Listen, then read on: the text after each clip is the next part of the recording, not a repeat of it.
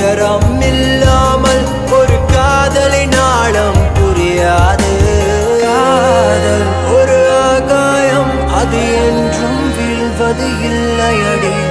கண்ணீர் நான் எந்த தப்பும் பண்ணல. பேசாத, வாய்ஸ் கேட்டாலே இரிட்டேட் ஆகுது.